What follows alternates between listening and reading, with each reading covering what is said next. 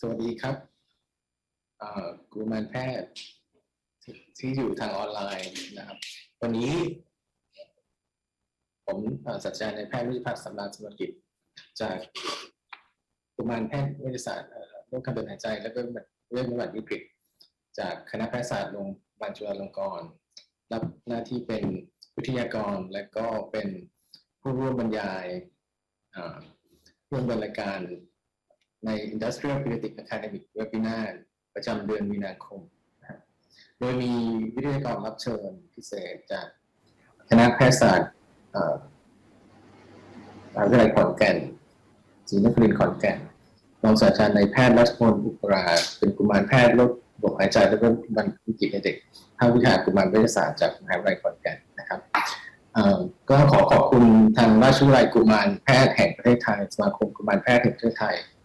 นะครับที่ได้ร่วมสนับสนุนรายการ Industrial Pediatric Academic Webinar ในทุกๆเดือนนะครับตอนนี้เนี่ยสำหรับ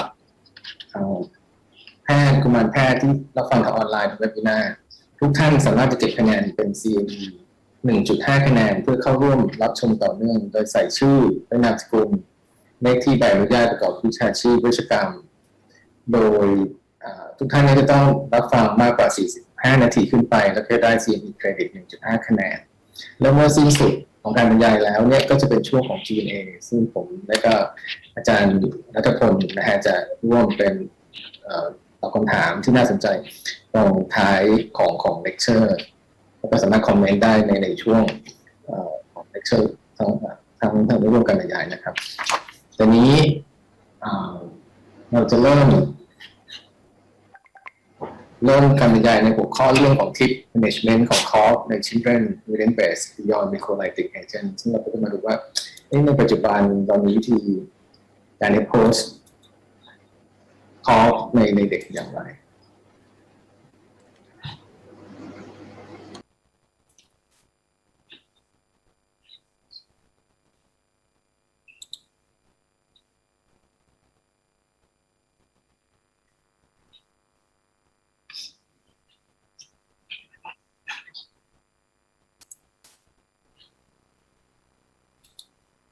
โอเคน่าจะเห็นอยู่โอเคทีนี้ท็อปิกในวันนี้เราจะพูดในเรื่องของ tips management ของ cough in children evidence based beyond mucolytic agents ซึ่งก็จะเป็นที่ทราบกันดีว่าในเด็กเนี่ยมันเป็นสาเหตุหนึ่งที่นำลูกหลานมาพบแพทย์หรือกุมารแพทย์เป็นประจำนะในเรื่องของการไอการผิดปกติของการไอในเด็กนะฮะทีนี้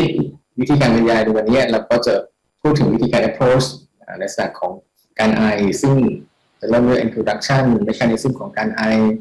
ประวัติ physical examination แล้วก็ดูการทำ test diagnostic test หรือว่า test ที่จำเป็นเพื่อวินิจฉัยการไอแล้วก็อาจารย์รัตพลหรืออาจารย์หมอเอิร์ธเนี่ยก็จะมาพูดในเรื่องการ management เทคนิคในการ management tips ในการ management ของการไอวิธีการ approach ด้วยแล้วก็การวิธีการ supportive care ซึ่งก็จะมาดูในแนวโน้มของการหรือ tips ของการใช้ยาเพื่อช่วยบรรเทาการไอในเด็กทีนี้ถ้าเราพูดถึงการไอก็เป็นสิ่งที่ common ที่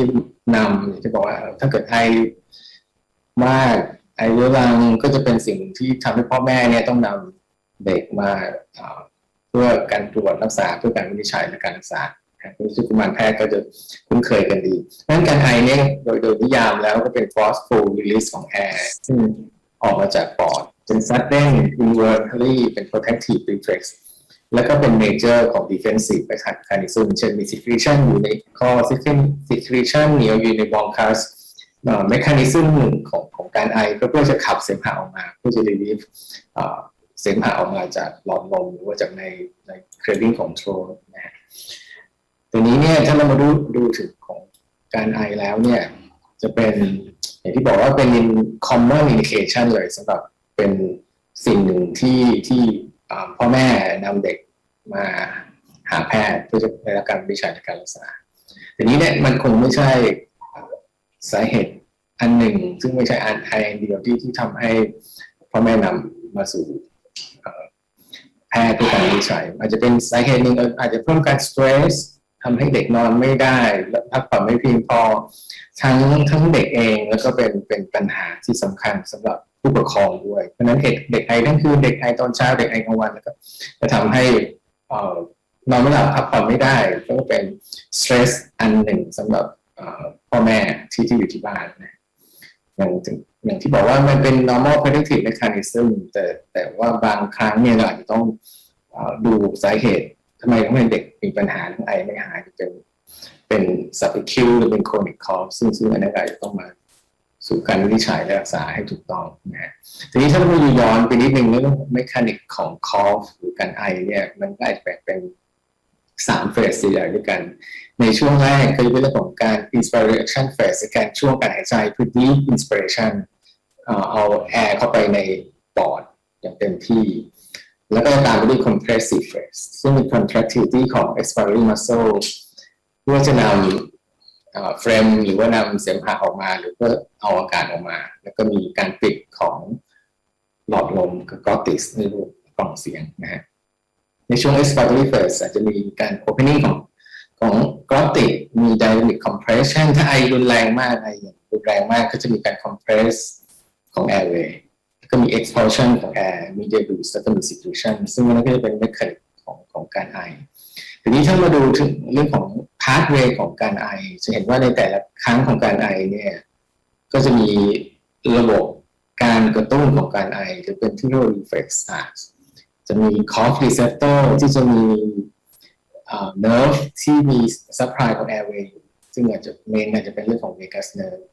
ที่มีอยู่กระจายใน airway mucosa แล้วก็ submucosa ด้วยแล้วก็บาง receptor ก็อาจจะมี mechano sensitive แล้วก็มี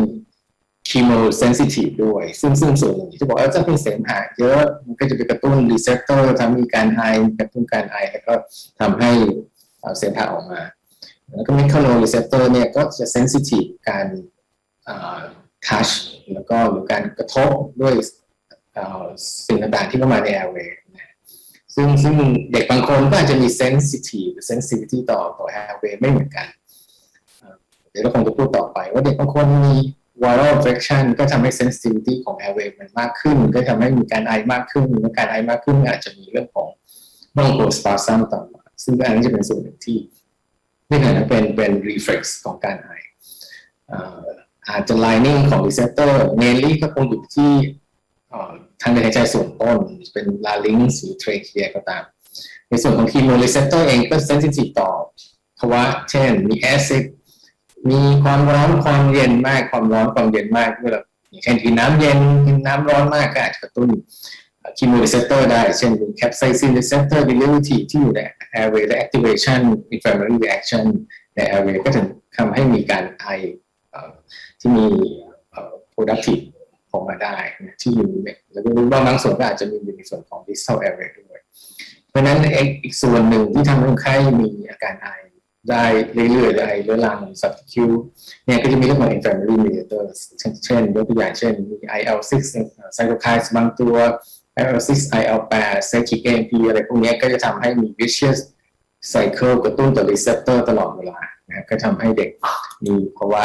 ไอเรื้อรังได้ทีนี้ถ้าเราพูดถึงระยะเวลา classification ของการไอเราก็เห็นว่าในการไอเนี่ยเราอาจจะแบ่งเป็นได้ตามระยะเวลานะฮะถ้าหรือ quality ของการไอหรือว่าแบ่งตาม etiology หรือว่าสาเหตุของการไอคนนั้นเนี่ยเด็กคนนั้นเนี่ยมาจากอะไรทีนี้เราก็มาสู่การแยกโรค differential diagnosis เช่นถ้าไอน้อยกว่า2 อาทิตย์เราก็อยู่ในที่เรียกว่า acute phase แล้ว subacute ก็อยู่ในระยะเวลา 2-4 อาทิตย์หรือ chronic phase ก็มากกว่า10 อาทิตย์ขึ้นไปเราจะได้วางระดับได้ว่าไอลักษณะนี้ควรจะเป็นโรคชนิดไหนแล้วควรจะ management อย่างไรแล้วนี่เขามาดูเรื่องของ quality ของการไอเช่นไอมีเสมหะเวทเป็น productive หรือว่าเป็น dry cough นะ ซึ่งสาเหตุก็จะมาสู่เรื่องของ specific และ non specific presentation ทีนี้ถ้าพูดถึงเรื่องของ chronic cough ส่วนหนึ่งหรือว่า subacute cough เนี่ยอาจจะเป็นเรื่องของ acute bronchitis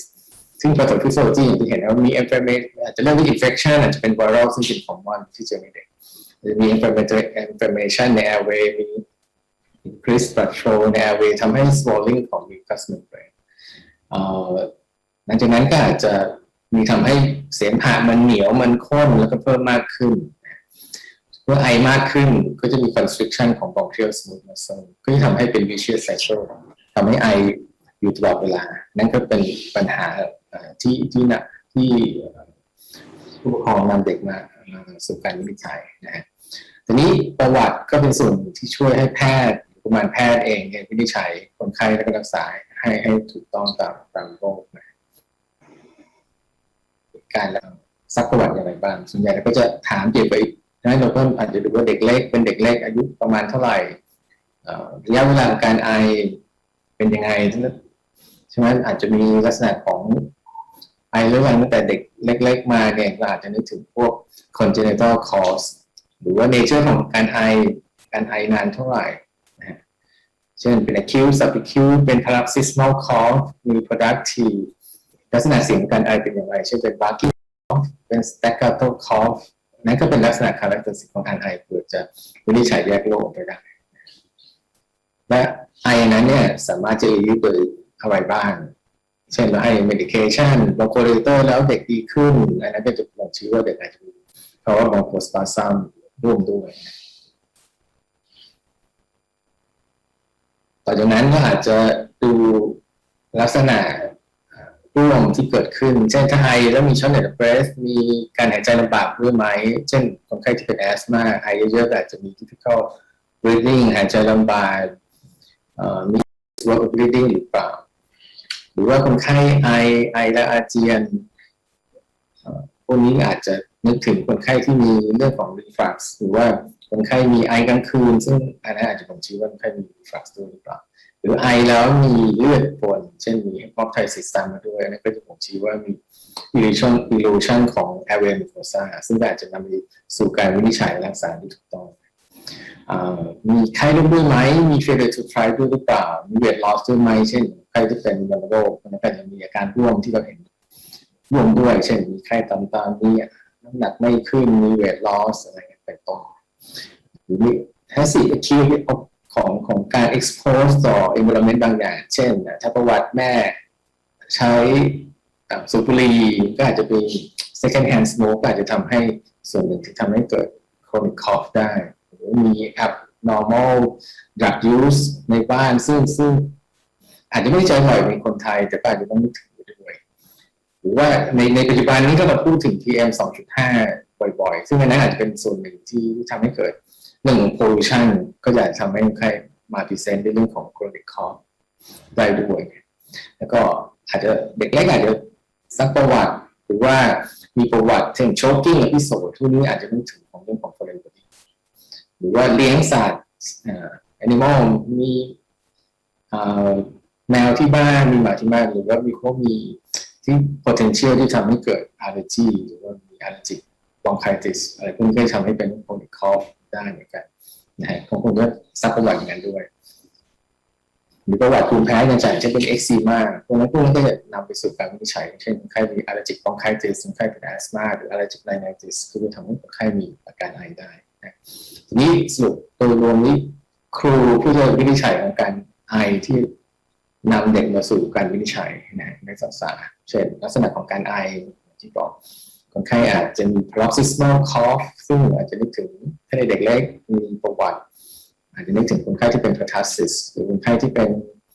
infection บางอย่างเช่น mycoplasma atypical pneumonia พวกนี้ก็จะมาในของการไอคนไข้ที่เป็น genetic lung disease เช่น cystic fibrosis ก็อาจจะมี chronic cough ซึ่งเป็นคล้ายๆกับมี productive cough ก็อาจจะนึกถึงคนไข้ที่มีภาวะ chronic lung disease ได้ด้วยถ้าคนไข้ไอทั้งวันกลางวันกลางคืนแต่ว่ายกเว้นเวลานอนก็จะไม่มีการไอพวกนี้อาจจะต้องนึกถึงพวก habit cough ไปด้วย หรือคนไข้ที่เป็น post nasal drip มี oddness ด้วยเสียงแหบด้วยพวกนี้อาจจะนึกถึงพวก laryngeal irritation คนไข้ที่เป็น post nasal drip พวกนี้ก็จะมาในเรื่องของการไอได้มี clearing toast พวกนี้ก็นึกถึงพวก rhinitis sinusitis อันนี้เป็นไปได้ถ้าคนไข้มีรับ onset ของการไอเราจะนึกถึงเครื่อง foreign body อะไรพวกนี้ก็คงอยู่ในการวินิจฉัยแยกออกpost nasal drip คนไข้ที่ following exercise เวลาปกติไม่มีการไอแต่ว่าเมื่อไหร่ก็ตามที่เราไป exercise เช่นไปวิ่งไปอะไรนี่ก็หอบแล้วก็มีการไอพวกนี้อาจจะเป็น exercise induced ซึ่งคนไข้เป็น asthma หรือ active airway disease เป็นต้นหรือคนไข้ที่มี productive เสมหะเยอะพวกนี้อาจจะนึกถึงพวก chronic infection เช่นคนไข้ bronchiectasis เป็นต้นหรือคนไข้ไอเฉพาะกลางคืนตรงนี้ก็อาจจะนึกถึงคนไข้ที่เป็น reflux ไอเฉพาะตอนนอนมี sinusitis หรือเปล่าหรือคนไข้ที่เป็น asthma ที่ uncontrolled ก็อาจจะเป็นเรื่องของ night time cough หรือคนไข้เป็นไอเฉพาะ season เช่นถ้ามีช่วงไหนในระหว่างปีมีแพ้เช่นแพ้เกสรดอกไม้ก็จะเป็นระหว่างปีพวกนี้ก็อยากจะนึกถึงพวกในกลุ่มของ allergic rhinitis คนไข้ที่ immune deaf ก็จะมีเรื่องของ recurrent lung infection ก็จะมาในเรื่องของไอกันอันนั้นก็เป็นประวัติที่เราจะดูร่วมกันไปเพื่อจะได้ลิงก์การวินิจฉัยและการรักษาโรคที่ถูกต้องอันนี้ก็คล้ายๆกับตารางก่อนหน้านี้เช่นถ้าคนไข้มี barking cough เราก็จะคุ้นเคยกับคนไข้ที่เป็นเช่นครูหรือคนไข้ที่มี heart disease cardiac abnormality จาก physical examination อาจจะได้ถึง condition ที่มาจาก heart ซึ่งอาจจะทำให้คนไข้มา present ด้วยการไอคนไข้มี chest wall deform ด้วยไหมเพื่อจะดูว่า abnormal chest wall development อาจจะเกิดร่วมกับ congenital lung disease บางอย่างเพราะนั้นก็อยากนึกถึงว่าไอลักษณะนี้มันน่าจะมาจาก congenital lung disease เป็นต้นคนไข้มี failure to try ซึ่งอาจจะดูว่าตรงนี้อาจจะมีเรื่อง compromise lung function ทำให้ lung function เขาลดมีปัญหาเรื่อง feeling ร่วมด้วยอาจจะนึกถึง aspiration chronic aspiration มี neuro development ร่วมด้วยพวกนี้อาจจะเกิด secondary จาก reflux neuro ไม่ดีอาจจะทำให้การ control ของการกลืน swallowing ไม่ผิดปกติไปคนไข้อาจจะมี chronic aspiration ก็จะเป็นเรื่องของ chronic cough ได้เหมือนกันmedication ก็เป็นส่วนหนึ่งที่เราต้องซักประวัติเพิ่มเติมเช่นคนไข้ที่ออนยา ACE inhibitor อยู่นานๆก็อาจจะ induce ทำให้เกิดอาการไอได้การ use บางอย่างเป็นการจะต้องซักประวัติให้ละเอียดทีนี้อย่างในรูปภาพอย่างไดอะแกรมที่เห็นว่าในคนไข้ที่มี family process เยอะคนไข้ที่อาจจะมา induce โดย viral infection หรือ bacterial infection ก็ตามพอไปนานๆก็ทำให้มีโคซ่ามันหนาตัวอย่างที่เห็นในภาพนะครับอย่างairway ที่มัน normal ก็เห็นว่าก็จะมีลูเมนที่ดีมีไม่บวมแต่ว่าไอไปนานๆพวก secretion ก็จะหลั่งออกมามีโคซ่าก็จะบวมและก็จะหนาตัวทำให้การหายใจก็ลำบากแล้วก็ secretion ก็รวมตัวทำให้บล็อกของ airway นั้นก็จะเป็นกลับมาเป็น vicious cycle ทีนี้ในส่วนใหญ่ของเด็กที่มาหาเราหาเด็กกุมารแพทย์โดยทั่วไปก็อาจจะเป็นเรื่องของ upper tract infection ซึ่งเดี๋ยวมันมีน้ำมูกมีไรโนเลียมีไอเสมหะเยอะ productive cough ซึ่งสาเหตุส่วนใหญ่ในเด็กก็จะ 90% ก็จะเป็นเรื่องของไวรัสซึ่งไวรัสส่วนใหญ่ก็จะเป็นเรื่องของ RSV influenza corona ซึ่งอย่างที่บอกเราพูดถึงโควิด -19 ซึ่งอันนั้นก็จะไม่ได้ common เหมือนโคโรนาที่ upper tract infection ในเด็กแต่ว่าอันนั้นก็อย่างที่บอกว่าเราก็ต้องระวังอันนี้ส่วนหนึ่งadenovirus pertussis ก็จะเป็นส่วนหนึ่งที่อาจจะไม่เยอะนะประมาณ 10%ทีนี้เรามาถึง physical examination ทีนี้ใน physical examination แล้วเราควรจะ concentration ตรงไหนบ้างโดยเริ่มตั้งแต่ลักษณะทั่วไป general appearance ใช่ไหมดูแต่ vital sign มี oxygen saturation มี work breathing เป็นยังไง pattern ของการหายใจเป็นอย่างไรนะแล้วก็ดูในเรื่องโดยทั่วไปเช่นappearance เด็กเป็นยังไง growth parameter เป็นยังไงดู well develop ไหมหรือว่าน้ำหนักสมส่วนไหมตัวเล็กเกินไป failure to try หรือเปล่าแล้วก็มาดูลักษณะของการไอ แล้วก็ดูลักษณะของการหายใจแพทเทิร์นเป็นยังไงมีการหอบมี traction มี wheezing อย่างนั้นหรือเปล่านั้นก็ตามมาด้วยการตรวจของ chest wall นะดูว่ามี hyperinflation AP diameter กว้างไหมมี deformity ของ chest wall หรือเปล่านั่นก็บอกถึงการพัฒนาของ development ของเด็กด้วยนะแล้วก็ดูเรื่องของ chronic appearance ของอย่างเช่นคนไข้ที่เป็น chronic lung disease ก็อาจจะมี AP diameter ที่กว้างอาจจะมีลักษณะของ tracheotomy ร่วมด้วยแล้วก็มาดูลักษณะของ upper airway ดู nasal terminate มีบวมไหมซึ่งอาจจะเป็นลักษณะหนึ่งของ allergic rhinitis หรือคนไข้ที่มี chronic sinusitis พวกนี้ก็อาจจะมี obstruction chronic obstruction ของ upper tract nasal cavity posterior pharynx เป็นยังไงมีคล้ายๆกับ post nasal drip หรือเปล่าเพราะนั้นก็อาจจะอธิบายสาเหตุว่าคนไข้อาจจะเป็นของ chronic cough ก็ได้แล้วก็มาถึงเรื่องการฟังปอดซึ่งว่าคงต้องฟังอย่างละเอียดว่าดูตั้งแต่ด้านหน้าด้านหลังดู upper lobe แล้วก็ middle lobe หรือว่าในด้านหลังซึ่ง lower lobe ซึ่งก็คงจะต้อง concentrate ในการดูของการลักษณะของการหายใจเข้าดีไหมมี wheezing หรือเปล่าหรือมี abnormal lung size อย่างไรแล้วก็มาดูถึง extremity มีเขียวไหมมี clapping finger ซึ่งอาจจะบ่งชี้ของใครที่เป็น chronic appearance ของใครchronic lung disease บางอย่างแล้วก็ดู circulation ร่วมไปด้วยทีนี้มาถึง diagnostic test ซึ่งส่วนใหญ่แล้วเด็กที่มาหาเราที่ OPD ส่วนใหญ่ก็จะเป็น mild symptoms เป็น upper tract อันนั้นก็ไม่ได้มี investigation ไม่จำเป็นต้องให้ diagnostic test เราอาจจะให้ยาบางส่วนซึ่งเดี๋ยวอาจารย์รัตพงศ์ก็จะพูดในส่วนนั้นว่าเรามีเทคนิคหรือวิธีการรักษาเด็กอย่างไรนะทีนี้ถ้าเกิดเราสงสัยว่ามันอาจจะมีความผิดปกติในปอดเราอาจจะต้องดูจาก diagnostic test บางอย่างซึ่งเราอาจจะเริ่มจากเบสิกก่อนดูจากฟิล์มเชสเอ็กซเรย์ว่ามีลักษณะเชสเป็นยังไงเพื่อจะได้information เพิ่มเติมเช่นถ้าสงสัยนิโมเนียเด็กดู distress อาจจะดูฟิล์มเชสที่หาดูว่ามีร่องรอยของนิโมเนียหรือไม่มี consolidation หรือเปล่ามีสายของ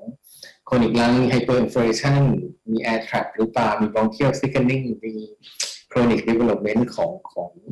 ใน bronchus หรือเปล่าหรือคนไข้มีส่วนของลังที่เป็น collapse เช่นคนไข้ที่เป็น asthma เองอาจจะมีเรื่องของลัง collapse ร่วมด้วยหรือ chronic lung ก็จะมีเรื่องของalveolar collapse ได้หรืออาจจะเห็นการเปลี่ยนแปลงหรือว่า collapse ของปอดในฟิล์มเอ็กซเรย์นะต่อมาเราอาจจะมาเทสในเรื่องของ pulmonary function test เอง complete pulmonary function test ก็อาจจะต้องรอเด็กที่สามารถจะทำ pulmonary function test ได้ซึ่งส่วนใหญ่ก็จะต้องอายุประมาณ5 ปีขึ้นไปเพื่อจะมาดูว่าสามารถจะทำ pulmonary function test ที่มันเหมาะสมแล้วสามารถจะแปลผลได้หรือเปล่าinvestigation ต่อไปถ้ามันวินิจฉัยไม่ได้เราอาจจะพิจารณาดู airway เองเช่นทำ flexible fiber optic bronchoscope หรือว่าบางครั้งอาจจะทำ bronchoalveolar lavage ถ้าเราสงสัยบางอย่างเช่น reflux หรือว่าสงสัยว่ามี chronic infection หรือ abnormal airway พวกนี้เราก็จะต้องสอบลองเพื่อจะดูว่าเด็กมีปัญหาอะไรในทางเดินหายใจหรือเปล่า foreign body ก็ตามก็อาจจะส่วนหนึ่งก็อาจจะได้วินิจฉัยจากการทำfiber optic flexible bronchoscope ทีนี้ในสเต็ปต่อไปถ้ายังวินิจฉัยไม่ได้เราก็อาจจะดูเช่น CT scan หรือว่า HRCT scan เช่นคนไข้ interstitial lung disease บางอย่างอันนี้หมอเด็กก็อาจจะต้องส่งเพื่อจะคอนซัลท์เพื่อจะปรึกษาแพทย์เฉพาะทางเช่นแพทย์โรคปอดเพื่อจะวินิจฉัยหรือแพทย์เพื่อจะดูแลต่อเพื่อส่งแพทย์วินิจฉัยต่ออาจจะดู upper GI study หรือ endoscopic study อันนี้ก็ดูฟิล์มเอ็กซเรย์บางอย่างที่เป็น characteristic ที่เราจะเจอได้บ่อยๆเช่นในเด็กเล็กมาในเรื่องของไอหอบแล้วก็ฟังด้วย wheezing ซึ่งเราอาจจะเห็นเอ็กซเรย์เป็น peripheral thickening มี hyperinflation ซึ่งก็เป็น typical ที่เราวินิจฉัยก็จะเป็น acute bronchiolitis นะต่อมาคนไข้ที่เป็น asthma มาในเรื่อง chronic cough ไอมากกลางคืนแล้วก็ดีขึ้นเมื่อใช้ยาพ่นนั่นก็อาจจะเป็นในกลุ่มคนไข้ที่เป็น asthma หรือคนไข้ที่มาในเรื่องของอาเจียนหรือว่าไอกลางคืนแล้วก็มีรีเลทต่อ feeding พวกนี้อาจจะนึกถึง GE reflux ซึ่งทำ upper GI ซึ่งก็จะเห็น รือคนไข้ที่มีมาในเรื่องของ chronic cough chronic productive cough อันนี้ก็ไม่ได้พบบ่อยแต่ว่าอาจจะเจอได้ในกลุ่มของคนไข้ที่เป็น primary serious dyskinesia หรือคนไข้ที่มาพิเศษในเรื่องของ chronic lung infection bronchiectasis ซึ่งอาจจะเจอได้จะเป็น chronic sinusitis หรือว่ามีpolyp นะฮะ nasal polyp แล้วก็มี bronchiectatic change ใน CT scan สรุปรวมประวัติตรวจร่างกายและก็เทสก็อย่างที่ตามข้อมูลชี้ถ้ามีอาการที่รุนแรงแล้วก็เราก็จะสามารถจะส่งเทสเพื่อให้เหมาะสมในแต่ละส่วนของการวินิจฉัยเพื่อให้การรักษาที่ถูกต้องทีนี้ส่วนใหญ่ถ้าเกิดเด็กไม่มีอาการมากก็ไม่จำเป็นจะต้องทำเทสอะไรอาจจะรักษาไปตามอาการทีนี้มาถึงวิธีการรักษานะฮะตัวทิศของการวิธีการรักษาเนี่ยก็จะเรียนเชิญรองศาสตราจารย์ในแพทย์ณัฐพล อุปราชผู้จะพูดถึงแง่มุมของ management ของ pediatric cough ว่าเราณปัจจุบันเรามีวิธีการรักษาวิธีการ approach อย่างไรเรียนเชิญครับครับขอบคุณอาจารย์รุจิพัฒน์มากๆเลยครับอาจารย์ ก็เดี๋ยวไปดูที่เรื่องของ treatment นะครับผมเดี๋ยวรอสักพักหนึ่งครับ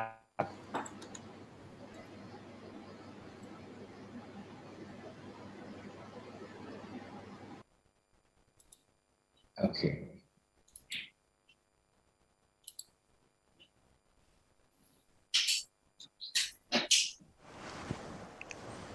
สวัสดีครับครับผมก็ถัดจากอาจารย์รุจิพัฒน์นะครับที่อาจารย์ได้introduction เราไปแล้วนะครับในส่วนของเรื่องของไอนะครับเราก็จะมาต่อเรื่องของ management นะครับของcough in children กันบ้างนะครับเรามาดูว่า evidence based beyond mucolytic agent ที่จะพูดในวันนี้นะครับเราคงจะโฟกัสในส่วนของมิวโคไลติกนะครับแต่ว่าเรามาดูกันก่อนนะครับว่าปัจจุบันเนี่ยนะครับถ้าเกิดว่ามีผู้ป่วยเด็กนะครับเข้ามานะครับด้วยเรื่องของอาการไอนะครับโดยเฉพาะเราคงโฟกัสไปที่เคสที่เป็นเคส common ทั่วไปที่เป็น acute cough นะครับในเด็กนะครับเราก็มาดูว่าโดยทั่วไปแล้วเนี่ยจะเห็นว่านะครับในเด็กเนี่ยนะครับส่วนใหญ่นะครับในช่วงที่มีปัญหาจริงๆที่พ่อแม่มักจะพาเข้ามาเนี่ยก็คือคนไข้เด็กที่มีปัญหาว่าไอเสมหะนะครับหรือเป็นwet cough หรือก็เป็น productive cough นะครับส่วนใหญ่แล้วพวกนี้ก็จะเป็นปัญหาเรื่องของ secretion เรื่องของเสมหะที่เยอะนะครับนะแต่ว่าสาเหตุเนี่ยนะครับเราก็รู้กันนะครับว่าสาเหตุส่วนใหญ่เนี่ยของเด็กกลุ่มนี้เนี่ยมักจะเป็นการติดเชื้อส่วนใหญ่ก็จะเป็นไวรัสนะครับถึง 90% นะครับในกลุ่มของไวรัสที่เป็นเนี่ยส่วนใหญ่ก็จะเป็นในส่วนของ RSV นะครับอินฟลูเอนซ่านะครับโคโรนาเองก็ทำให้เกิดอาการของ acute เรื่องของ cough ได้นะครับหรือว่าเป็น acute เรื่องของ URI symptom มานะครับอะดีโนไวรัสเองก็เป็นหนึ่งในนั้นนะครับจะเห็นว่า most likely ส่วนใหญ่แล้วเป็นไวรัสทั้งหมดเลยนะครับจะเห็นว่าส่วนน้อยนะครับที่จะเป็นเรื่องของแบคทีเรียลนะครับแบคทีเรียที่จะเป็นได้ก็เป็นพวกกลุ่ม Strep pneumo หรือว่าเป็นพวก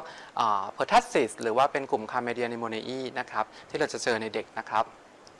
คราวนี้พอเรามาดูปุ๊บว่าคนไข้เด็กของเราเนี่ยที่ไอเข้ามานะครับส่วนใหญ่นะครับเราก็มาดูว่าถ้านะครับเวลา approach นะครับใน acute cough เข้ามานะครับเราก็มาดูแหละเราจะได้ไปที่ management ได้นะครับถ้าเกิดว่ามีแค่คอไรซ่าเฉยๆมีน้ำมูกมีไข้ต่ำๆนะครับมี respiratory tract infection นะเราก็มาดูเป็น upper tract หรือเป็น lower tract โดยดูที่ว่าถ้าเด็กมีหอบก็เป็น lower tract ถ้าไม่หอบก็เป็น upper tract นะครับส่วนใหญ่แล้วก็เป็น upper tract ลงมาก็จะ react เป็น common cold ทั่วไปนะครับหรือว่าอาจจะเป็น specific symptom เช่นอาจจะมี barking cough หรือว่ามีอาการของ upper respiratory tract obstruction ร่วมด้วยก็จะเป็นกลุ่มของ Krupp syndrome นะครับหรือว่าลงไปที่กลุ่ม lower tract เป็น bronchitis bronchiolitis หรือว่า pneumonia นะครับอันนี้ก็จะเป็นส่วนของacute respiratory tract infection นะครับแต่ถ้าเกิดว่ามี specific นะครับเช่นมีประวัติ foreign body นะครับหรือว่าอาการเป็น sudden มีสำลักมาแล้วก็เราก็จะไปโฟกัสในส่วนที่เป็น foreign body aspiration นะครับหรือในกลุ่มคนไข้บางกลุ่มนะครับที่เป็นมีประวัติเรื่องของ allergy นะครับมีเรื่องของ post nasal dripping นะครับกลุ่มนี้นะครับเราก็จะไป specific ว่าคนไข้เขามีปัญหาเรื่อง allergic rhinitis มี sinusitis หรือว่าคนไข้มี asthma ร่วมด้วยไหมซึ่งตรงนั้นก็ต้องไป treat ที่ underlying disease ของคนไข้นะครับ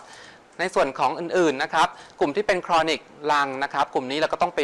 specific และต้องหาสาเหตุนะครับไม่ว่าจะเป็นกลุ่มคนไข้ที่เป็น chronic lung disease นะครับคนไข้มี productive cough คนไข้มีเรื่องของfeatures ที่บ่งบอกว่าคนไข้เนี่ยมีสาเหตุเป็น chronic pattern นะครับคราวนี้ features ต่างๆเหล่านี้ยกตัวอย่างเช่นนะครับคนไข้อาจจะมีเรื่องของ cupping fingers อาจจะมีเรื่องของถ่ายมี chronic cough มี recurrent pneumonia มาแล้วก็มีหรือถ้าเราสังเกตว่าคนไข้มีถ่ายเป็น steatorrhea นะครับเข้ามาเนี่ยเราก็ต้องคิดถึงกลุ่มที่เป็น cystic fibrosis อะไรอย่างเงี้ยเป็นต้นนะครับกลุ่มนี้เราก็ต้องไปหาสาเหตุนะครับต้องไป work up นะครับคราวนี้โดยภาพรวมนะครับการรักษาคนไข้ที่เข้ามาด้วยไอเนี่ยเราจะเห็นว่าเมื่อเราต้องอันที่1ก่อนนะครับเรายังไม่ได้โฟกัสไปที่ management ก่อนนะครับเราต้องไปโฟกัสก่อนว่าสาเหตุของไอของเขาเนี่ยเป็นอะไรแล้วลองไป treat นะครับที่สาเหตุที่เราคิดถึงมากที่สุดนะครับถ้าเกิดเรา treat ที่สาเหตุที่คิดถึงมากที่สุดโอกาสที่คนไข้จะ respond ก็จะดีนะครับแล้วก็ส่วนอื่นๆนะครับเรื่องของการ supportive care หรือว่าอะไรต่างๆพวกนี้ก็เป็นส่วนในนั้นนะครับแต่อย่าลืมว่าจะต้องหา specific treatment ให้ได้ก่อนนะครับอันนี้ก็คือหัวใจสำคัญของการรักษาภาวะไอในเด็กนะครับเรามาดู management pathway นะครับ management pathway เนี่ยเราจะเห็นว่านะครับเมื่อมีสามารถ identify นะครับสาเหตุได้นะครับเช่นมี specific บางอย่างเช่นคนไข้มี choking มีอะไรพวกนี้เราก็จะไปส่งไป work up นะครับไปฟิล์ม chest x-ray ถ้าเราสงสัยนะครับแล้วก็ work up อย่างอื่นเช่นถ้ามีประวัติ sudden choking ชัดเจนเราก็ส่งไปสโคปนะครับเราจะคิดถึง foreign body อย่างเงี้ยเป็นต้นนะครับกรณีของคนไข้ถ้าเกิดเราไม่สามารถหา identify สาเหตุได้นะครับเราบอกไม่ได้เลยว่าสาเหตุเป็นจากอะไรเราก็ต้องไปดูว่าเขามีfeatures อื่นๆไหมมี post infectious cough ไหมประวัติก่อนหน้านี้มีประวัติไม่สบายมีไข้นำมาก่อนหรือเปล่านะครับหรือว่าเป็น critical เป็นไอกรนหรือเปล่าพวกนี้นะครับเราก็ไปทรีตที่ต้นสาเหตุที่เราคิดถึงที่สุดนะครับแล้วเราก็ไปดูว่าให้เวลารักษานะครับระหว่างนี้รอให้เขาดีขึ้นนะครับรอให้เขาดีขึ้นระหว่างนี้เราจะทรีตหรือว่าเราให้ supportive treatment อย่างอื่นได้นะครับเราก็มาติดตามคนไข้ถ้าคนไข้ดีขึ้นก็จบนะครับก็แปลว่าคนไข้ไม่ไอแล้วนะครับดูดีขึ้นแต่ถ้าไม่ดีขึ้นนะครับเราก็ไปหาว่าแพทเทิร์นที่เราหามาที่เราคิดถึงตอนแรกมันไม่ใช่นะอาจจะต้องได้ส่งฟิล์มเชสเอ็กซเรย์ซ้ำนะครับหรือหาสาเหตุอื่นเพิ่มเติมนะครับหรือถ้าอยู่โรงพยาบาลรอบนอกเราก็อาจจะส่งเข้ามาคอนซัลท์นะครับถ้าเป็นแพทย์ทั่วไปแล้วก็อาจจะส่งมาปรึกษากุมารแพทย์นะครับหรือว่าถ้ากุมารแพทย์เราหาสาเหตุแล้วไม่พบสาเหตุนะครับแล้วเราสงสัยแหละว่าทรีตแล้วไม่ดีขึ้นเราอาจจะส่งต่อมาหาแพทย์ผู้เชี่ยวชาญเฉพาะทางต่อไปนะครับเพื่อหาเช่นฟีเจอร์ของ chronic lung disease อื่นๆนะครับที่อาจจะแอบซ่อนอยู่ที่คนไข้อาจจะมีนะครับคราวนี้พอมาพูดถึงเรื่องของ supportive treatment นะครับเรื่องของอาการไอนะครับเราจะเห็นว่าปัจจุบันเนี่ยยารักษาไอเนี่ยมีเยอะมากเลยนะครับอันนี้เป็นเปเปอร์ล่าสุดที่โค้ดยาของการรักษาไอทั้งหมดนะครับในกลุ่มคนไข้เด็กนะครับเราจะเห็นว่ากลุ่มยาเนี่ยมันมีออกฤทธิ์ทั้งหมดเนี่ยทั้ง2ส่วนก็คือออกฤทธิ์ที่ตัว CNS นะครับเช่นตัวอย่างเช่นอะไรบ้างที่ออกฤทธิ์ที่ CNS นะครับก็ที่จะเอาเป็นกลุ่มของยาที่เราไม่ค่อยอยากจะให้ใช้นะทั้งพวกของยากดไอต่างๆโคเดอีนเด็กโซเมโทแฟนนะครับหรือว่ายากลุ่มอื่นๆพวกนี้เนี่ยจะไปกดที่เบรนนะครับในส่วนของตัวอื่นๆที่มีรีพอร์ตนะครับก็จะมีพวกกลุ่มที่เป็นออร์แกนิกทั้งหลายพวกกรีเซอรอลพวกฮันนี่เองก็มีผลนะแต่ฮันนี่เองเนี่ยมีผลโดยอ้อมเพราะฉะนั้นไม่ต้องกังวลคิดว่าใช้ได้นะครับกลุ่มพวกนี้มีผลโดยอ้อมไม่ได้เป็นผลทางตรงนะครับที่มีผลกดเบรนแล้วก็พวกกลุ่มของfirst generation antihistamine พวกนี้ก็มีผลรีพอร์ตว่ากดเรื่องของ CNS ได้นะครับคราวนี้เรามาดูยากลุ่มที่ส่วนใหญ่แล้วเราจะพิจารณาเลือกใช้ก็คือยาที่ไม่ได้มีผลกดทางเรื่องของ CNS ในเด็กนะครับก็จะเป็นยากลุ่มของส่วนใหญ่ที่ใช้กันอย่างแพร่หลายก็จะเป็นในส่วนของมิวโคไลติกนะครับแล้วก็ expectorant นะครับอีกอย่างที่ใช้กันบ่อยนะครับแล้วก็ถ้าคนไข้มีประวัตินะครับเรื่องของ bronchial hyperresponsiveness นะครับคนไข้ไอกลางคืนนะครับคนไข้ลุกขึ้นมาไอกลางคืนไอจนอาเจียนหรือว่าได้ยินเสียงวีสร่วมด้วยนะครับหรือว่าคนไข้มี cough variant asthma นะครับเป็นต้นคือไอกลางคืนไอจนต้องตื่นขึ้นมากลางดึกแล้วก็ได้บองโคดิเลเตอร์แล้วดีขึ้นกลุ่มนี้ส่วนใหญ่เราจะทรีตด้วยบองโคดิเลเตอร์นะครับแล้วคนไข้จะ response แต่กลุ่มที่ non specific เลยนะครับแล้วก็ไม่ได้มี specific ว่าเป็นเรื่องของ bronchial hyperresponsiveness มาก่อนนะครับแล้วก็ไม่ response ต่อบองโคดิเลเตอร์นะครับส่วนใหญ่เนี่ยเราก็อาจจะ try ให้เรื่องของ mucolytic แล้วก็ expectorant พวกนี้เป็น supportive treatment นะครับนะไม่ได้มี recommendation ว่าจำเป็นจะต้องให้ทุกรายนะครับแต่ว่าเราก็พิจารณาเลือกใช้ในชีวิตประจำวันแล้วก็พวกนี้เป็นยาที่ผู้ป่วยหาซื้อได้ในร้านขายยา คราวนี้เรามาดู pathophysiology นะครับจะเห็นว่ากลุ่มของ acute infection ต่างๆ ที่เราเจอเนี่ยนะครับ infection เป็นสาเหตุหลักนะครับพวกนี้มันก็ทำให้เกิด inflammation นะครับมีเรื่องของ mucous membrane เกิดเยอะนะครับแล้วก็มีการบวมของ mucous membrane นะครับคนไข้อาจจะ dry cough หรือว่าอาจจะเป็น wet cough ก็ได้นะครับพวกนี้จะมีเรื่องของ mucus secretion ออกมาเยอะเลยนะครับแล้วก็ทำให้บางรายเนี่ยอาจจะมา present ด้วย productive cough เกิดขึ้นนะครับนะแล้วก็กลุ่มนี้เนี่ยก็จะมี mucus viscosity นะมันเหนียวข้นนะของเสมหะนะครับที่เยอะขึ้นนะหรือถ้าเกิดคนไข้ไปได้ anti histamine ร่วมด้วยก็อาจจะยิ่งจะทำให้เสมหะเหนียวขึ้นมากกว่าเดิมนะครับแล้วก็กลุ่มนี้เนี่ยพอมี infection ลงไปที่หลอดลมก็จะเกิดเรื่องของ mucociliary clearance นะเอฟเฟกต์น้อยลงนะครับฟังก์ชันของ mucociliary clearance ก็แย่ลงนะครับนะแล้วก็ bronchial wall อาจจะมี constriction นะครับแล้วก็มี airway obstruction ตามมาแล้วคนไข้ก็มาหาเรานะครับก็ครับจะเห็นว่านะครับจากที่วันนี้ทั้งพูดมาทั้งหมดนะครับทุกท่านก็คงจะสามารถที่จะเข้าใจเรื่องของไอได้ดีขึ้นนะครับแล้วก็สามารถที่จะ approach แล้วก็หาสาเหตุนะครับของอาการไอและ treat ที่สาเหตุได้นะครับในไอในเด็กนะครับคราวนี้มาดูในส่วนของการรักษาอื่นๆนะครับซึ่งการรักษาอื่นของอาการไอเนี่ยนะครับส่วนใหญ่แล้วผู้ปกครองก็มักจะมีการแสวงหาการรักษามาก่อนหน้านี้แล้วล่ะนะครับส่วนใหญ่ก็จะไปซื้อยาตามร้านขายยาหรือใดๆมานะครับก็กินแล้วบางรายก็ดีขึ้นบางรายก็ไม่ดีขึ้นแล้วก็หรือบางรายก็อาจจะใช้สมุนไพรช่วยนะครับในการรักษานะครับคราวนี้เรามาดูวันนี้ที่จะพูดก็คือเรื่องของมิวโคไลติกนะครับก็ขอออกตัวก่อนนะครับว่าเนื่องจากเลคเชอร์นะครับของวันนี้นะครับเป็นของเรื่องของมิวโคไลติกดรักนะครับเป็นยาตัวใหม่ของทาง Pacific Healthcare นะครับผมก็จะขอพูดเกริ่นนะครับแล้วให้ทุกท่าน introduction ให้รู้จักยาของเขานะครับของทาง Pacific Healthcare ซึ่งทำมาจากไบไอวีนะครับก็คงจะทุกท่านหลายๆท่านคงได้ลองใช้แล้วนะครับวันนี้เรามาดูกันว่าตัวยาตัวใหม่ตัวนี้ซึ่งเป็นมิวโคไลติกเอเจนต์เนี่ยนะครับมี evidence base เป็นยังไงบ้างนะครับแล้วก็มีที่ใช้อย่างไรบ้างนะครับคราวนี้ตัวไบไอวีเนี่ยทุกท่านคงรู้จักนะครับหน้าตาไบไอวีเป็นแบบนี้นะหน้าตาเดียวเขียวๆแบบนี้นะครับเขียวๆแบบนี้นะครับจะเห็นว่าไบไอวีเนี่ยทุกคนคงคุ้นเคยเนาะมันก็เจอได้ทั้งทุกที่นะฮะในยุโรปนะหรือว่าทางเอเชียใต้นะครับมันเป็นพืชไม้เลื้อยนะครับนะฮะแล้วก็ส่วนที่เอามาทำยาก็คือตัวใบเลยนะครับตัวใบแล้วก็มีการใช้มานานแล้วนะครับไม่ได้เพิ่งมาใช้ในช่วงนี้นะครับนะแล้วก็ active ingredient นะครับของยาตัวนี้เนี่ยนะครับชื่อตัวสารตั้งต้นก็คือ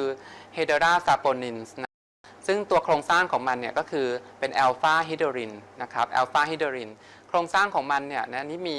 มีความน่าสนใจเพราะว่ามันเอาไปใช้ในพาธเวย์ในการรักษาเรื่องของอาการไอได้นะครับคราวนี้การทำยาเนี่ยนะครับเราจะเห็นว่านะครับตัวยาที่เราใช้เนี่ยนะครับ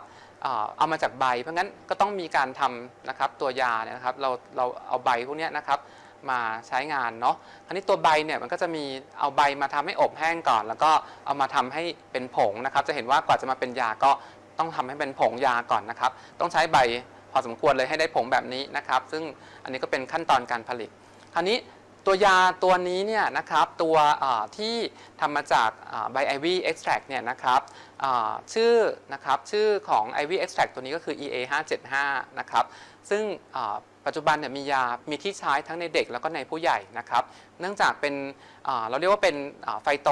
นะครับเมดิซีนก็คือทำมาจากพืชนะครับแล้วก็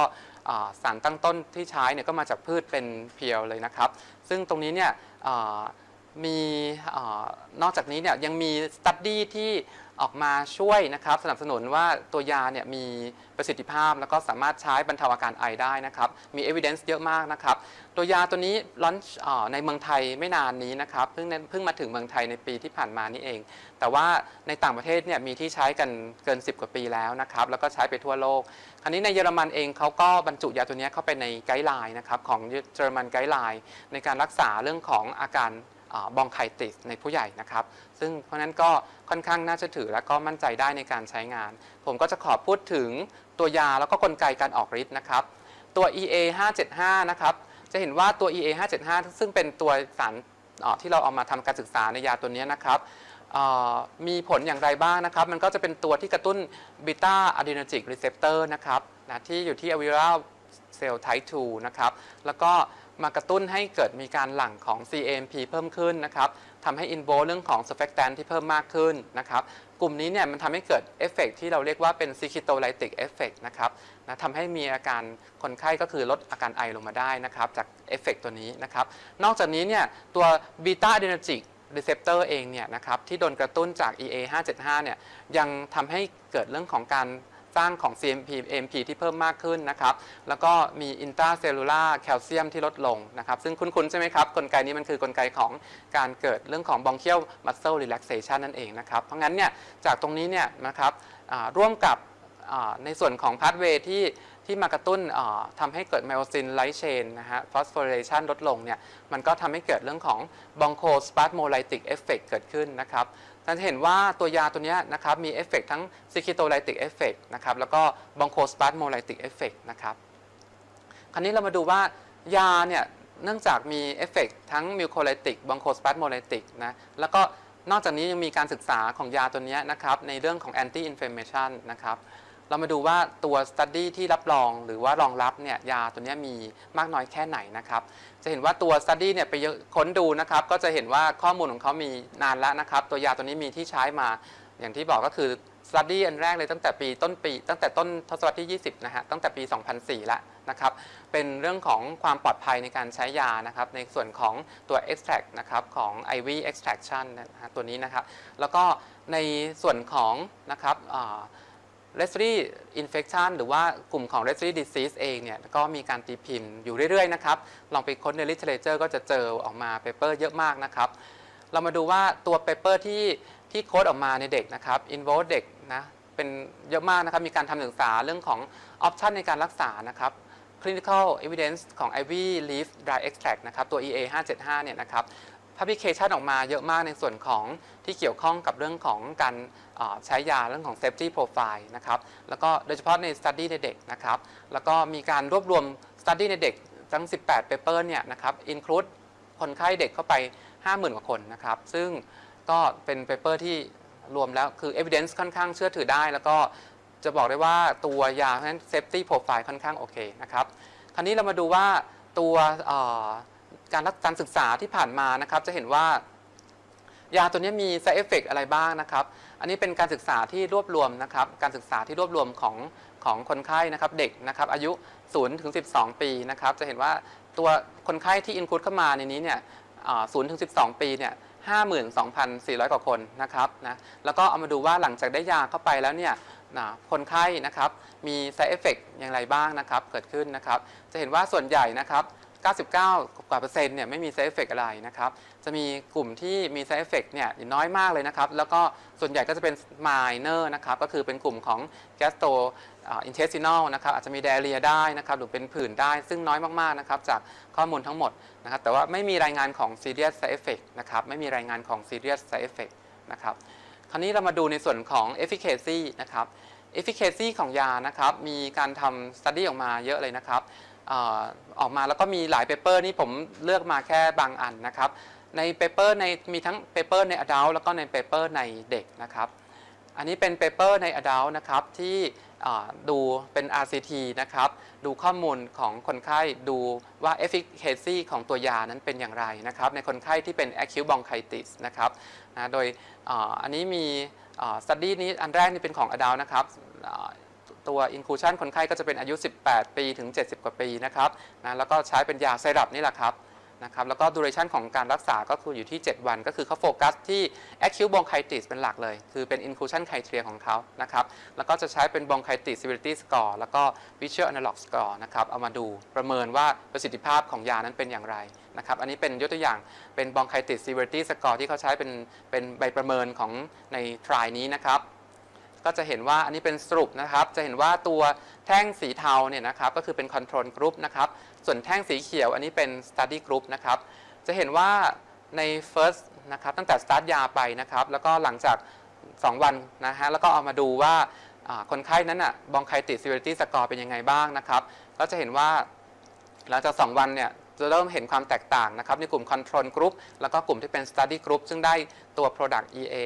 575เข้าไปนะครับจะเห็นว่าคนไข้ก็เริ่มมี improvement ของ bronchitis severity score ก็คือ symptom ของ bronchitis ก็ดีขึ้นเรื่อยๆ3 วัน 4 วันนะครับก็จะเห็นว่า response เนี่ยนะฮะจะเห็นตั้งแต่ day 2 แล้วนะครับตั้งแต่เริ่มให้ยานะครับก็จะเห็นว่าในกลุ่มของคนไข้ adult เนี่ยเรื่องของตัว efficacy ของยาเนี่ยใช้ได้นะครับในส่วนของ visual analog score เองก็ดีนะครับในส่วนของอันนี้คือให้คนไข้ประเมิน rating score ด้วยคนไข้เองนะครับแล้วก็เอามาดูก็ข้อมูลก็ไม่แตกต่างกันจะเห็นว่ากลุ่มของ control group แล้วก็กลุ่มของ treatment group เนี่ยก็มีความแตกต่างกันชัดเจนนะครับจะเห็นว่ามีการลดลงของอาการไออย่างชัดเจนที่ day 7นะครับเปรียบเทียบระหว่าง study group แล้วก็ control group นะครับแล้วก็มีการตามต่อไปอีกที่ 14 วันก็ยิ่งชัดเจนมากขึ้นนะครับแต่ว่าที่ 7 วันก็ significant แล้วนะครับ data ที่ออกมานะครับก็อันนี้เป็น global efficacy assessment นะครับก็ดูว่าถ้าเรทแล้วใช้ยาแล้วเป็นยังไงให้คนไข้เลือกครับว่าระหว่างยารักษาแล้วก็ยาที่เป็น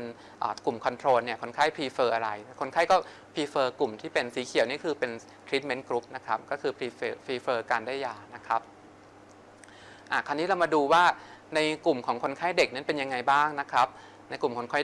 เด็กก็มีการศึกษานะครับของเปเปอร์ของคุณแรงเนี่ย 2015 ในที่ตีพิมพ์นะครับก็ inclusion เอาคนไข้ที่เป็น acute bronchitis ในเด็ก school age มาดูนะครับจะเห็นว่า inclusion ก็เป็น acute bronchitis นะครับอายุในเด็กนะครับ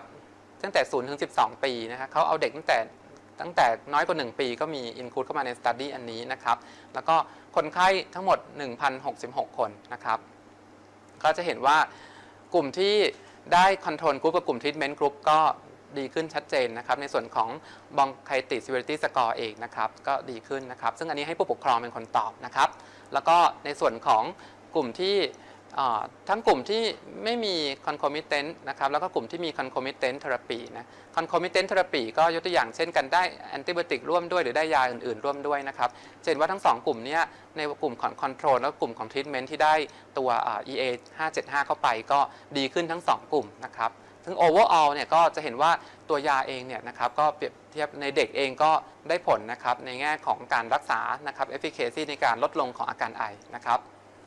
อันนี้เป็นตัว study ที่ตีพิมพ์ปีที่แล้วนี่เองนะครับเป็น assess efficacy safety ของ IV drip นะครับก็คือเปรียบเทียบอันนี้มีการเอาไปเปรียบเทียบกับกลุ่มที่ได้ acetylcysteine นะครับในคนไข้เด็กและผู้ใหญ่ที่มีอาการ acute bronchitis นะครับจะเห็นว่า overall outcome ก็เห็นดังนี้นะครับจะเห็นว่า bronchitis severity score นะครับ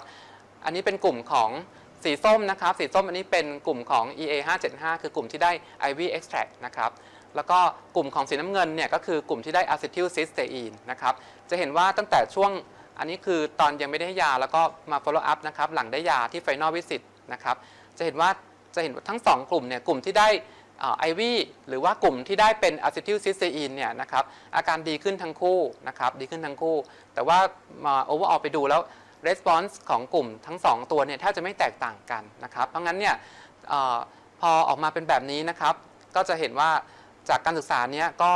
ทำให้ตัว EA 575เองเนี่ยก็เป็นที่ยอมรับค่อนข้างมากในการที่เอามาใช้นะครับในการรักษาคนไข้ที่มี acute bronchitis เพราะว่าเนื่องจากตัวยาเองเนี่ยนะครับเป็น phyto agent นะครับไม่ได้เป็น chemical agent เพราะงั้นเนี่ยในเรื่องของ safety profile เนี่ยดีกว่านะครับอย่างเห็นได้ชัดแต่ว่าอย่างไรก็ตามก็ขึ้นกับการพิจารณาเลือกใช้ของแต่ละคนด้วยนะครับมาดู efficacy นะครับในส่วนของ bronchodilator effect นะครับมีการ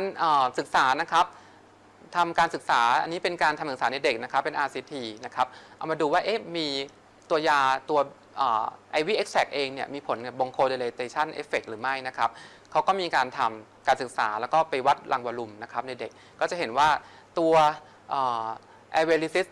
resistance นะครับหรือว่าตัวรังวอลลุ่มเองเนี่ยในคนไข้กลุ่มที่ได้ IV extract เนี่ยดีขึ้นเป็นพารามิเตอร์ที่ดีขึ้นนะครับทั้งกลุ่มทั้งที่ได้เปรียบเทียบกับกลุ่มคอนโทรลอย่างเห็นได้ชัดเลยนะครับก็จะเห็นว่าตัว IV extract เองเนี่ยก็มีเอฟเฟกต์ของ bronchodilator effect อยู่ด้วยนะครับคราวนี้เรามาดู anti inflammation นะครับมีการทำการศึกษาเรื่องของ anti inflame โดยการวัดระดับของอินเตอร์ลิวคิน 6 นะครับจะเห็นว่าตัว EA 575เองก็มีผลในการที่จะช่วยลดเลเวลของอินเตอร์ลิวคิน 6 นะครับแล้วก็เป็น dose dependent ด้วยนะครับ dose dependent ก็คือยิ่งให้โดสมากอินเตอร์ลิวคิน 6 ก็ยิ่งต่ำลงมากก็เป็นตัวพิสูจน์ว่าไอ้ตัวยาตัวนี้มีผลในแง่ของการลด anti inflammation ได้นะครับอันนี้ก็เป็นเอฟเฟกต์เสริมเฉยๆนะครับเป็นแค่ตัวobjective รองของยาตัวนี้นะครับ ส่วนของลักษณะของยาเนื่องจากตัว study ของ IV extract เนี่ยมีเยอะมากทั้งใน adult แล้วก็ใน children นะครับก็ปัจจุบันตัวยาของ IV extract เองเขาก็เลยได้บรรจุเข้าไปในไกด์ของเยอรมันนะครับ Respiratory Society นะครับในการใช้เป็น recommendation ในการรักษาหรือว่าช่วย relief เรื่องของอาการไอนะครับในคนไข้อันนี้เป็น paper ที่เป็น adult นะครับเป็นไกด์ไลน์ที่ใช้ในเยอรมันนะครับอันนี้ก็เป็น2019 ที่เพิ่งตีพิมพ์มานี่เองนะครับก็จะเห็นว่าตัวยาเองนะครับเป็นยาใหม่ในบ้านเราก็จริงแต่ว่าในต่างประเทศเองไม่ได้เป็นยาใหม่นะครับซึ่งตัวยาตัวนี้ก็เป็นมิวโคไลติกนะครับบรรจุลงทะเบียนมาในกลุ่มของมิวโคไลติกเอเจนต์นะครับก็จะมีทั้งความ efficacy tolerability นะครับแล้วก็ unique นะครับสามารถที่จะเอามาใช้ได้แล้วก็คิดว่า evidence ที่ออกมาเนี่ยค่อนข้างเยอะมากนะครับมีทั้ง RCT แล้วก็ตัว paper แล้วก็มีทั้งเรื่องของ meta analysis นะครับแต่ยังไม่ได้รีวิวมาได้ทั้งหมดเลยนะครับคือมันเยอะจริงๆก็เลือกมาเฉพาะบางเปเปอร์ที่คิดว่าชัดเจนเอามาให้ทุกท่านได้เห็นนะครับก็ส่วนใหญ่ก็ยืนยันว่าตัวยาตัวนี้ก็น่าจะมีประสิทธิภาพที่โอเคนะครับเอามาใช้ได้ในเด็กแล้วก็ในผู้ใหญ่โดสเซจฟอร์มนะครับก็รสชาตินะครับอาจจะต้องไปชิมกันแล้วล่ะนะครับโดยส่วนตัวก็เคยชิมแล้วนะครับมันก็ทานได้นะครับอร่อยใช้ได้นะครับก็ไม่มีแอลกอฮอล์นะครับแล้วก็โดสนะครับจำง่ายๆตามอายุเลยนะครับก็น้อยกว่า5ปีนะครับให้ 2.5 ซีซีเช้าเย็นนะครับถ้าเกิดมากกว่า5ปีถึง12ปีเนี่ยส่วนใหญ่เราก็จะให้เป็น5ซีซีเช้าเย็นนะครับถ้าเกิด12ปีอัพนะเป็นผู้ใหญ่กินได้นะครับเพราะว่าในเปเปอร์ในเรื่องของเยอรมันไกด์ไลน์เองเขาก็แนะนำให้ผู้ใหญ่ใช้ก็ใช้ได้5ซีซีเช้ากลางวันเย็นนะครับสามารถเอามาทานได้นะครับแล้วก็ความแตกต่างของยาตัวนี้ในยาละลายเสมหะตัวอื่นก็คงจะเป็นในแง่ของเรื่องของไฟโตเอเจนต์คือทำเอเจนต์ที่มาจากพืชนะครับตัวของ IV extract เองเนี่ยเป็นเพียวไฟโตเอเจนต์คือทำมาจากพืชเลยนะครับก็เพราะงั้นสามารถไว้ใจได้นะครับในแง่ของความเป็นสารอินทรีย์นะครับไม่ได้มีเรื่องของสารเคมีมาเกี่ยวข้องนะครับก็อันนี้ก็เป็นออปชันหนึ่งที่ให้เราเลือกคราวนี้เปรียบเทียบระหว่างตัว EA 575แล้วก็acetylcysteine นะครับก็จะเห็นว่าตัว property ของ acetylcysteine เองเป็น keto-lytic property นะครับนะแต่ว่าในส่วนของ EA 575เองเป็น keto-lytic แล้วก็เป็น bronchospasmolytic นะครับนอกจากนี้ก็ยังมี minor effect ก็คือ anti-inflame นะครับในส่วนของ acetylcysteine นะครับ clinical นะครับส่วนใหญ่ clinical trial ออกมาก็เป็นในทางของ keto-lytic ซะส่วนใหญ่นะครับแต่ว่ายังไม่ค่อยเห็นเรื่องของ anti-inflame เท่าไหร่นะครับแล้วก็ในคนไข้แอสมาเองต้องระวังนิดหน่อยนะครับในการให้ acetylcysteine โดยเฉพาะในฟอร์มพ่นนะครับก็อาจจะต้องระวังเรื่องของ spasm นะครับแล้วก็ในคนไข้ที่เป็นคนไข้เด็กนะครับก็อาจจะต้องระมัดระวังในการให้นะครับในส่วนของ EA 575เองนะครับก็เป็นตัวยาค่อนข้าง safety profile ค่อนข้างดีนะครับก็เป็นออปชันหนึ่งที่เอามาให้ทุกท่านนะครับได้รู้จักยาตัวใหม่ที่เข้ามานะครับก็ summarization นะครับคิดว่าทุกท่านก็คงจะฟังแล้วตามทันนะครับก็คือตัวยาเองนะครับมันก็ inhibit internalization ของ beta adrenergic receptor นะครับแล้วก็ทำให้เกิดเรื่องของ bronchospasmolytic effect นะครับแล้วก็ keto-lytic effect นะครับนอกจากนี้เนี่ยตัวยาเองก็ค่อนข้างที่จะมีความปลอดภัยนะครับแล้วก็ efficacy นะครับแล้วก็มี study มี trial ออกมาค่อนข้างเยอะนะครับทั้งเรื่องของ study ที่เป็นprospective trial แล้วก็ study ที่เป็น RCT trial นะครับแล้วก็ contraindication เท่าที่รีวิวมาก็ยังไม่เจอนะครับแล้วก็ไม่มี serious side effect นะครับแล้วก็ในส่วนของ drug interaction เองก็ยังไม่มี report นะครับก็ขอบคุณนะครับ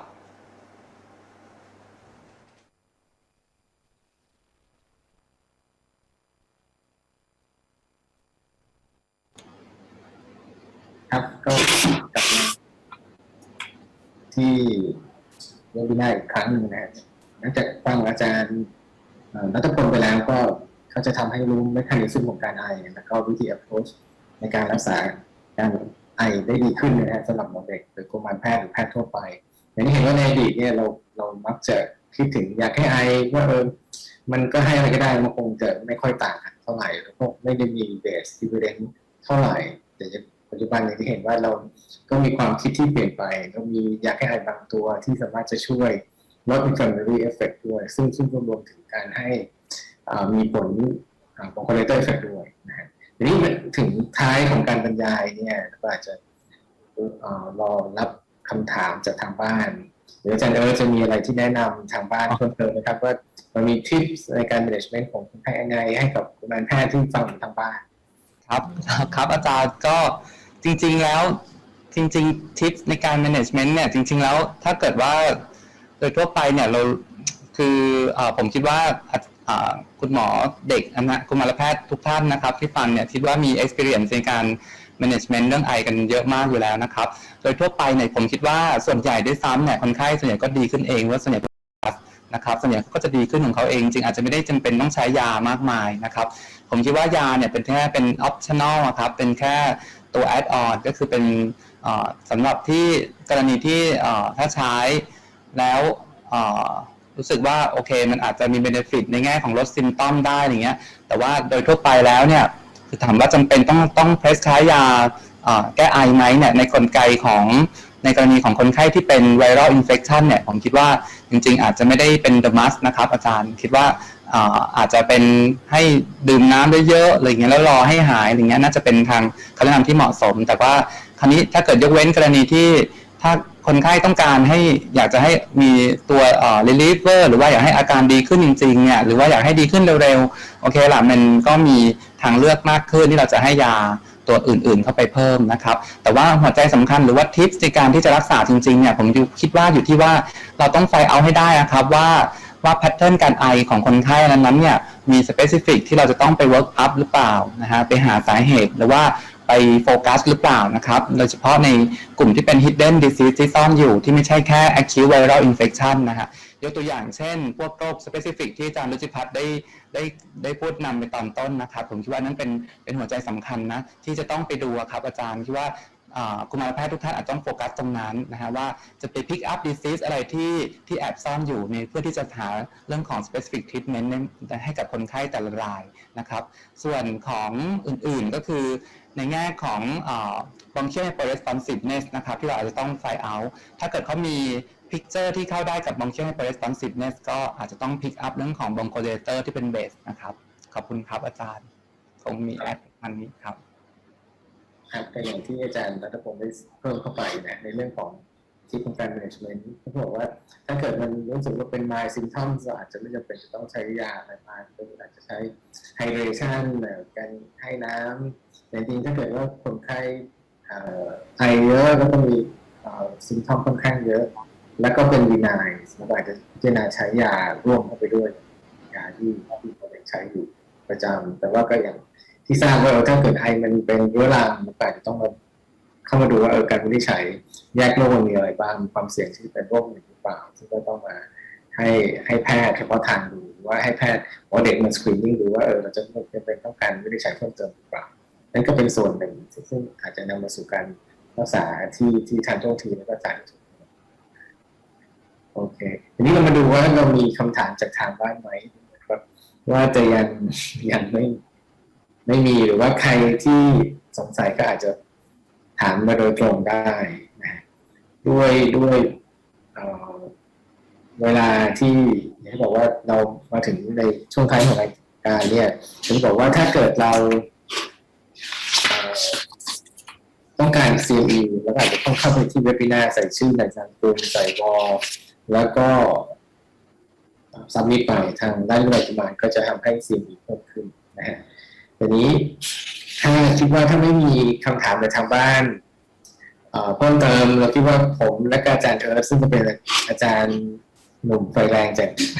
คลินิกขอนแก่นก็ดูแลทั้งคนไข้ทั้งผมเองแล้วก็ทาง ICU ด้วยเพื่องานค่อนข้างจะหนักก็จะขอลาจากเว็บงานนะแล้วก็มาเจอกันใหม่ต้องขอบคุณทางด้านวิทยากุมารและก็สมาคมกุมารแพทย์แห่งประเทศไทยที่ให้โอกาสเรามาร่วมเป็นวิทยากรบรรยายในวันนี้เพราะฉะนั้นถ้ามีใครสงสัยจากทางบ้านก็ถ้าเจอกันก็สามารถจะถามได้หรือว่าส่งคำถามมาทางอีเมลแล้วก็พร้อมที่จะตอบทั้งสองคนครับแต่เนื้อมีอะไรเพิ่มเติมไหมครับเป็นครับอาจารย์ขอบพระคุณทางราชวิทยาลัยนะครับแล้วก็ขอบคุณอาจารย์รุจิพัฒน์มากๆเลยครับที่อาจารย์วันนี้อาจารย์เลคเชอร์ให้ความรู้พวกเราเยอะมากเลยครับก็คิดว่าเป็นประโยชน์มากๆนะครับกับกุมารแพทย์ทั่วไปทุกคนถ้ามีคำถามผมก็ยินดีตอบคำถามทุกท่านนะครับสามารถส่งมาทางอีเมลก็ได้นะครับหรือว่าจะฝากไว้ที่ทางเพจทางหน้าเพจของราชวิทย์ก็ได้นะครับขอบพระคุณครับ แล้วหวังว่าในอนาคตเราได้จะเจอกันอีกรอบหนึ่งในการบรรยายในอนาคตขอบคุณครับครับขอบพระคุณครับ